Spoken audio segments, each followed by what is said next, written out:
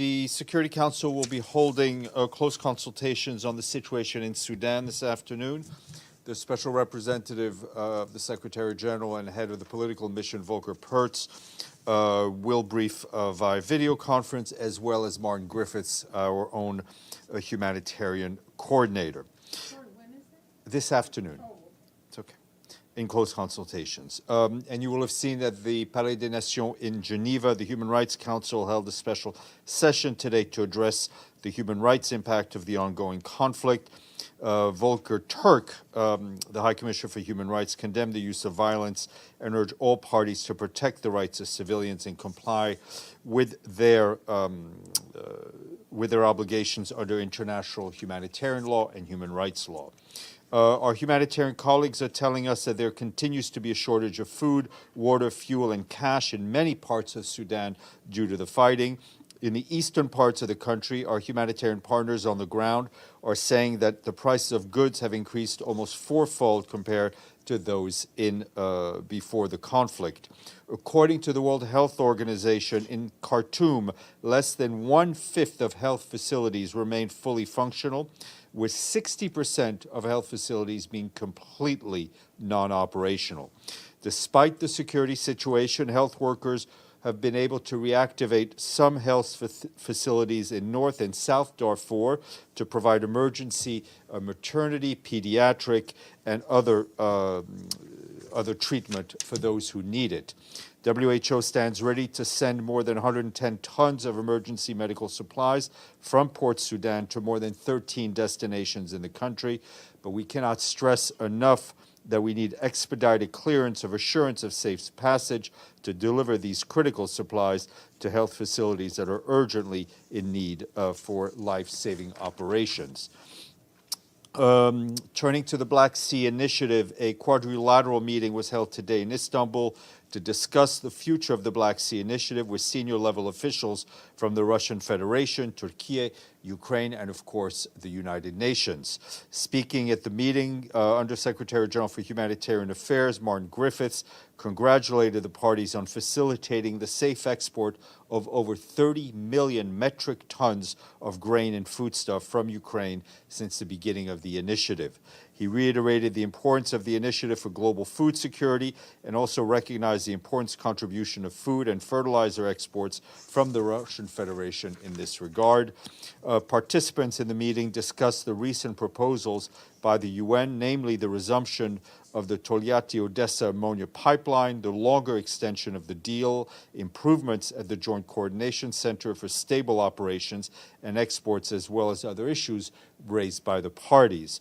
The parties presented their views and agreed to engage with those elements going forward. Mr. Griffiths stressed that the UN will continue to work closely with all sides to achieve the continuation and full implementation of the initiative in pursuit of their broader shared commitments to addressing global food insecurity. Turning to the situation in Gaza and Israel, you will have seen the Secretary General's statement that we issued last night. Of course, the Secretary General continues to follow with grave concern the dangerous escalation in Gaza and Israel. His special coordinator, Tor Veneslan, remains on the ground, and he's actively engaged with all concerned in an attempt to restore calm. The Secretary General calls on all sides to avoid further escalation and to end the hostilities. It's clear that the continued escalation of hostilities in Gaza only deepens civilian suffering and increases the risk of a number of casualties, both in Gaza and Israel. The ongoing hostilities are obviously having a negative impact on an already difficult humanitarian situation in Gaza. The Israeli crossings with Gaza have now closed for a third consecutive days. Fuel reserves are being quickly depleted, forcing the Gaza power plant, which relies on regular imports of fuel from Israel, to reduce its operations. Other vital items also need to enter Gaza immediately, including food and medical supplies. For its part, UNRWA is continuing with essential services relating to food distribution, health services, sanitation, and waste transfer to landfills and water wells. However, all UNRWA schools remain closed. In addition, our colleagues in the World Food Program said today that by next month, 200,000 people, that's 60% of the people the agency helps in Palestine, will no longer be receiving food assistance due to a severe funding shortage. This month, the funding crunch forced WFP to reduce the value of its cash assistance by around 20% in Palestine. Turning to the Democratic Republic of the Congo, where our humanitarian colleagues are continuing to respond to the deadly landslides and flooding in South Kivu's Calais territory. We, along with our partners, have mobilized emergency teams to support the government's response efforts. WHO has provided medical supplies and equipment. UNICEF has delivered water and sanitation kits and started water decontamination activities. And the World Food Program began distributing yesterday some 8 tons of food, including high-energy biscuits. Access to the area remains challenging since the main road is damaged. According to authorities, as of yesterday, at least 420 people have died and 3,000 homes have been impacted. Local authorities have also reported as many as 5,000 people could be missing. Turning to the Central African Republic, the peacekeeping mission there tells us they've established a temporary base at Amdafok, a town close to the country's border with Sudan. Peacekeepers there are conducting regular patrols to protect refugees fleeing the conflict in Sudan. The resident and humanitarian coordinator, Mohamed Ayoya, recently traveled to the area with the Minister of Interior and Public Security from the Central African Republic and several representatives of UN agencies to assess the situation and respond to the humanitarian needs of the refugees. Humanitarian agencies have already delivered 4.7 tons of supplies, including food, non-food items, medicine, water bladders, and pumps, as well as hygiene kits. In the country's east, the mission continues to focus on protecting civilians.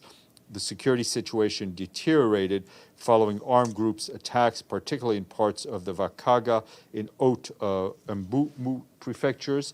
The mission reiterates its call on armed groups to lay down their weapons, engage in dialogue in accordance with the peace agreement and the Luanda Roadmap for Peace in the Central African Republic. Moving on to Cameroon, the government and the humanitarian community today launched an appeal for more than $407 million to meet the needs of 2.7 million of the most vulnerable people in the country this year. In 2023, humanitarian response plan includes protection services, life-saving assistance for people suffering the impact of violence, natural disasters, climate shocks, and disease outbreaks. The Humanitarian Coordinator in Cameroon, Mathias Nab, called on the international community to provide early, flexible, and sufficient funding. Some 4.7 million people in Cameroon need humanitarian assistance. That's 1 in 6 people in the country, more than 3/4 of whom are women and children. Some 3 million people are facing acute food insecurity this year, and more than 2 million people are internally displaced. Moving back to, and in Somalia, our team there and the government yesterday unveiled a revamped multi-donor trust fund in support of Somalia's development priorities. The Somalia Joint Fund, a joint venture between Somalia, the UN, and international partners, will provide flexible funding to address key challenges facing Somalia and its people. The fund seeks to mobilize $60 million annually in the next 7 years, and part of the funds will be used to address climate impacts and strengthening resilience. Lastly, just moving back to this hemisphere, and another sign of the terrible conditions in Haiti. UNICEF said today violence in the country has led to a greater number of children suffering from severe acute malnutrition, otherwise known as wasting, severe wasting. According to a new nutrition survey, more than 115,000 children in Haiti are expected to suffer from severe wasting this year, compared to 87,000 last year. Violence in Haiti has restricted children's access to basic nutrition, health services, as well as safe water, hygiene, and sanitation. As a result, in several communes in Port-au-Prince area, 1 in 5 children suffers from some sort of malnutrition. Without urgent help of scale-up for nutrition and child survival, UNICEF says the situation will likely further deteriorate. UNICEF needs $17 million to scale up its operations there. To date, only 15% of UNICEF's appeal has been funded. Edie? have a couple of follow-up questions on the Black Sea Grain Initiative. The statement says issues were discussed, but it gives no indication of any further meetings ahead of the May 18th deadline or any indication of whether there was any progress. Yeah, Can I you mean- enlighten us some more? Can I enlighten you some more? That's quite a big task. What I can tell you is that contacts will continue over the next few days. I think, as you can well imagine, we're at a delicate phase here. I think the fact that we reached the 30 million metric ton milestone today shows the importance of what we, and I include all the parties in this, have been doing since the beginning of the initiative. There are challenges. I think we've been as clear as possible on them. We're trying to address all of them and trying to do whatever we can to ensure that this very important initiative continues, and that as well that we see progress on our efforts on the facilitation of Russian grain and fertilizer. Is there any possibility of the Secretary General getting personally involved in trying to extend the initiative? I think the Secretary General has been as personally involved in this issue as I've seen him on any file, and he will continue to do so. Deji, then Pam, then Maggie. Okay, my question first is also a follow-up with Edie's question on the Black Sea Grain Initiative. Can you tell us who participated in the meeting from Russian side and Ukrainian side? No, I mean, it's not for me to tell you. I mean, it's not for me to. I don't have that information, and you would have to ask them. Because I believe the Russians reported that it's not their VP, vice, how is that, deputy foreign minister who usually participated in the meeting discussion with the UN. It's not him. It's not Vershinin. No, but it's not always the case that he is there. So I wouldn't. Representatives. I'm trying to say representatives are representatives of their country. The discussions, I think, were very dense, which is good, and so but again, you'd have to ask the Russian Federation and the Ukrainian side. So you would describe this meeting as good. At least the atmosphere is good, right? I would describe the meeting as important and as substantive. Okay, so my question is on the situation of Gaza. If I understand correctly, the Gaza crossing is still closed. Correct. Okay, so can you tell us a little bit more how Mr. Tove Wennesland briefed the Security Council yesterday afternoon on the situation there? How what? How or what Mr. Wennesland? I mean, I think he briefed on the situation, on the latest on the situation, which we've been sharing with you, and I think he probably went into a bit more detail in terms of his contacts that he's having from his base in Jerusalem. The White House just said that the National Security Advisor, Mr. Jack Sullivan, spoken with his Israeli counterpart and reaffirms the U.S. ironclad support for Israel's security. Do you think this position would help decrease the tension there? I'm not going to provide color commentary on those kinds of statements. Okay, so one last question. Today is the sad 1-year anniversary of Shireen Abu Akleh's death in West Bank, and after a year, there's no progress at all on the investigation, like who should be held responsible. Does the UN feel disappointed on this issue? I think it's distressing to her colleagues and her families, and her family that we still don't know exactly who is to be held accountable, and people need to be held accountable for the death of a journalist. Pam, sure. Should the ICC investigate? I'm not going to go into who should investigate. I think our sense is that there is information out there, and it should be shared, and people should be held accountable. Can I ask about Gaza as well then? It's my understanding under international law that extrajudicial killings are illegal. Does that apply to the strikes on Palestinian Islamic Jihad leaders in Gaza? I think what we want to see is a halt to the fighting. We are concerned about deeply concerned and condemn all the civilian deaths that we're seeing, and it's important for all the parties involved to respect international law. But these bombings have continued.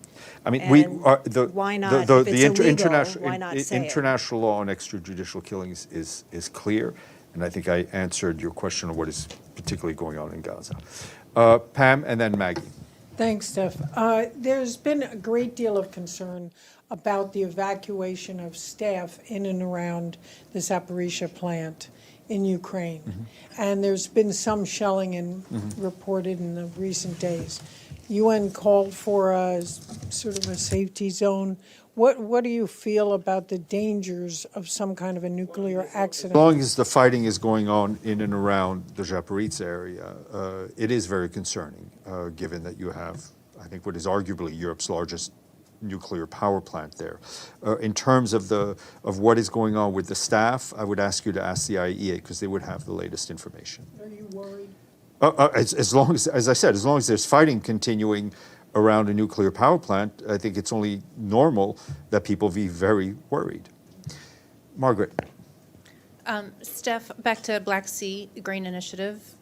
You said Mr. Griffiths is in Istanbul. Will he be remaining there?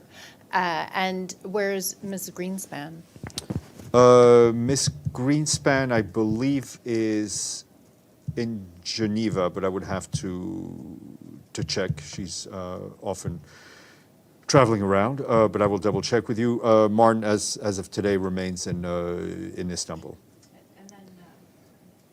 And then just a housekeeping question. You said Sudan consultations are this afternoon. They're not now? Close. This afternoon now? Because they were supposed to follow the morning. Are they at 3 p.m. then? Is that what you're saying? I will double Okay. double check your housekeeping Just to be sure. question. You You don't should wanna be miss it. sure. No, I understand. Ms. Dabadi. Thank you, Stefan.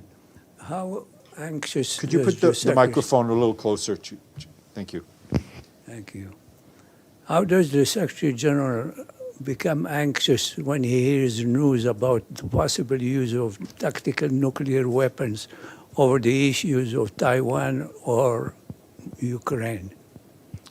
I think the Secretary General has been very clear about not only, of course, condemning the use of nuclear weapons, but even this talk of it globally. And I would refer you to some of the remarks he's made in the past year on that.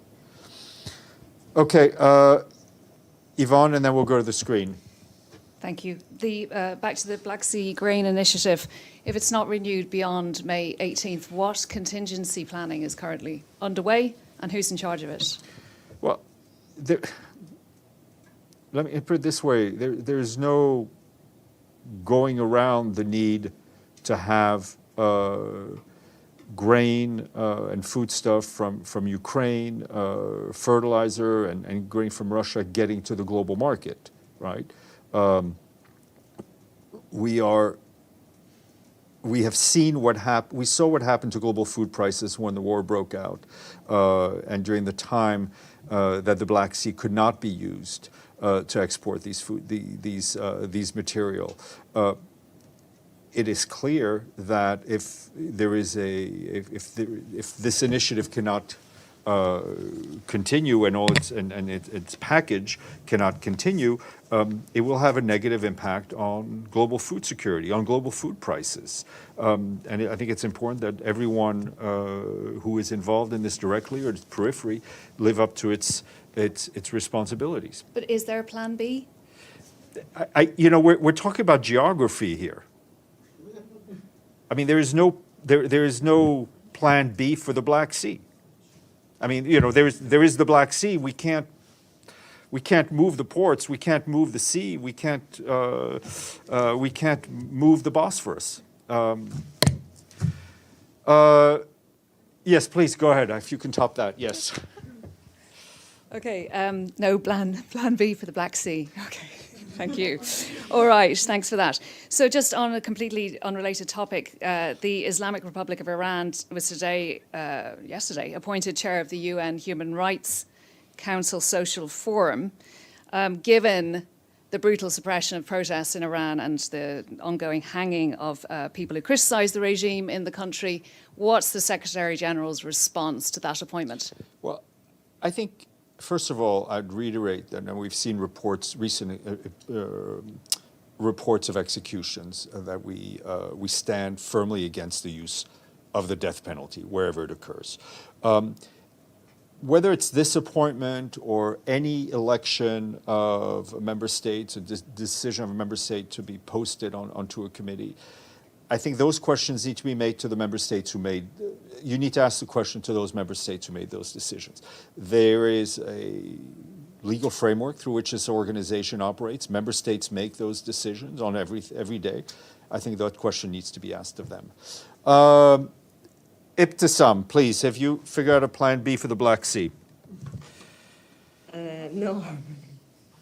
But I have first to follow up on the Black Sea. Could you, is there any Russian ships still stuck in European ports with food and fertilizers? If you could give us an update on that. And then I have a question on Gaza. There are, I think, a number of Russian ships with fertilizer that we are working on to ensure that those are shipped and sent out to those countries who needed most. And your other question? Yeah, so on Gaza, Farhan yesterday talked about 600 trucks that are not allowed to enter Gaza because of the Israeli closure of the border, and you touched upon the subject also today. So my question is, why don't you bring these loads through the Egyptian border? I will check. I don't know if that's logistically possible, but I will check, and I'm not even sure we're the owners of all these trucks. But it's a good point. Let me check on that. Abdelhamid. Thank you, Stefan. I have also a few questions related to Gaza. As we speaking, there are about 28 Palestinians killed, including women and children. I mean, Gaza is subject now to collective punishment. There is no restraint on the side of Israel using all kinds of weapons. There is extrajudicial killing, and there is also foreign nationals who are trapped in Gaza. They cannot leave. So who started this? Why the UN is so careful to put the blame almost equally on both sides? Who's paying the price? The people in Gaza or in general? As always in conflict, civilians are paying the price. Who started it? Doing an analysis of the history, that's not for me to do from this podium.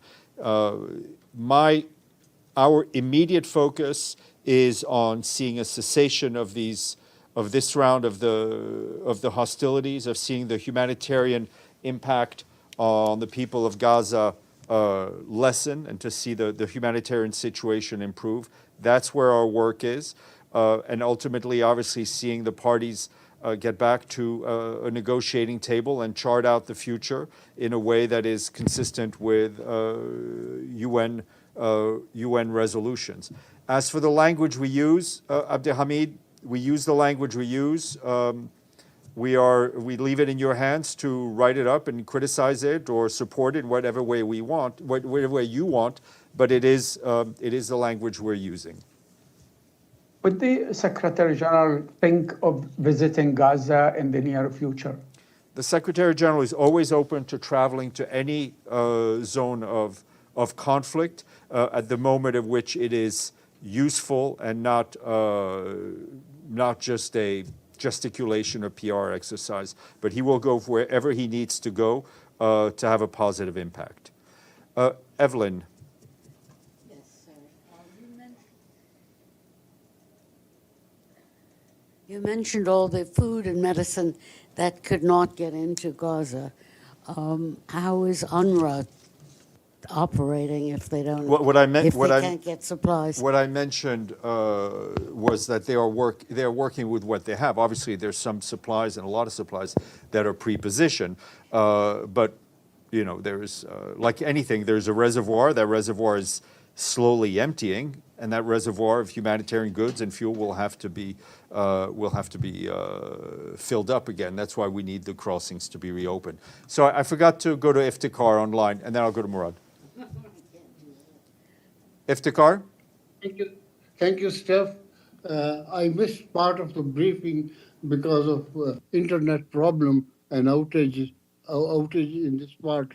But regarding the situation in Pakistan, has the Secretary General been in touch with Pakistani leadership on the protests in Pakistan? He has not in the last 24 hours, as far as I know. Okay, Murad. Thank you. On the killing of Shireen Abu Aqla, you said that people should be held accountable. What do you think should be done to achieve this accountability, and from whom? First of all, there needs to be greater transparency on what happened, and then the judicial process should play its part. Margaret, then Deji. Judicial process, or Israel and others involved. Margaret. Today, Title 42 is lifting in the United States, and the State Department said Mr. Grandi is meeting with Deputy Secretary for Management and Resources, I guess at the State Department. Do you have any kind of readout yet of that meeting? And do you have anything to say on behalf of UN or UNHCR in terms of well, I can tell you that 42? UNHCR and IOM are the main operational partners of the U.S. in this regard. They are involved in discussions. It is very important that all member states, including the U.S., live up to their commitments under international law, under international refugee law, and that governments in the region be involved in ongoing discussions, also with the UN, to ensure that everybody's rights and dignities is supported. Deji, and then we'll go to Mr. Deji, please. Quick question. Any comments from the United Nations on the confirmation that the UK is donating Storm Shadow cruise missiles to Ukraine, which is their long-range missiles? I mean, we have not commenting on individual on weapons transfers as they occur. Obviously, what we want to see is an end to this conflict in line with international law and relevant resolutions. Mr. Abadi. Thank you, Stefan. In Pakistan, the Supreme Court has decided that the detention of former Prime Minister Khan was illegal. Does the Secretary General have any comment on that? I would just refer you to the statement the Secretary we made yesterday, in which we urged the authorities in Pakistan to respect the process and the rule of law in the proceedings brought against the former Prime Minister. Yes, sir. Do you have a question? No.